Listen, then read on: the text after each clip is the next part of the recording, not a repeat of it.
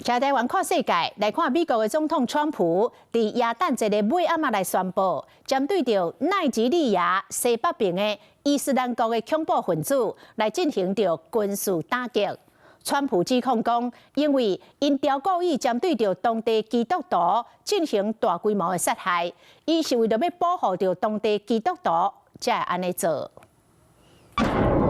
美军的飞弹为军舰发射，那锁定的攻击目标竟然是西非国家奈及利亚。美国总统 Trump 特别经伫咧耶诞节一天，伫咧社群媒体铺文，指出伊用三军统帅的身份，下令对奈及利亚西北部的伊斯兰国恐怖分子发动强烈而且致命的打击。主要原因是 Trump 指控伊斯兰国锁定咧台无辜的基督徒，强调战争就先甲因警告过啊，若是无停止台基督徒，就会付出代价。那今仔日暗时，因总算要付出代价啊。 美国非洲司令部补充说明，这个攻击是伫咧奈及利亚的政府请求之下，针对西北部索科多州做打击，共成功杀死侪名伊斯兰国的武装分子。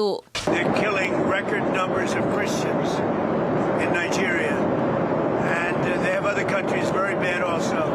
You know that part of the world very bad. They're killing the Christians and killing them in very large numbers. We're not going to allow that to happen. 实际上 ，Trump 伫咧11月初就已经做预告，奈及利亚外交部了后嘛证实，美军即个空袭行动，强调是甲美军做伙合作，打击恐怖主义。不过嘛，本会其实毋但基督徒受害，当地因为族群的组成复杂，伫咧竞争资源甲恐怖主义的活动之下，嘛有不少穆斯林互杀死。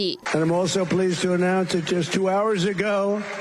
We hit the ISIS thugs in Syria who were trying to regroup after their decimation by the Trump administration 5 years ago. We hit them hard.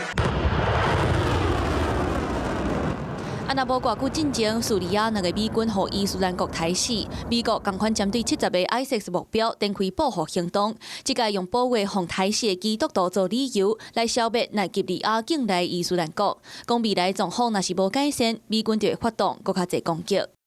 Hello， 大家好，我是林依文。想要抢先掌握最及时的新闻资讯吗？赶快订阅、按赞、开启小铃铛，锁定华视新闻的 YouTube 频道。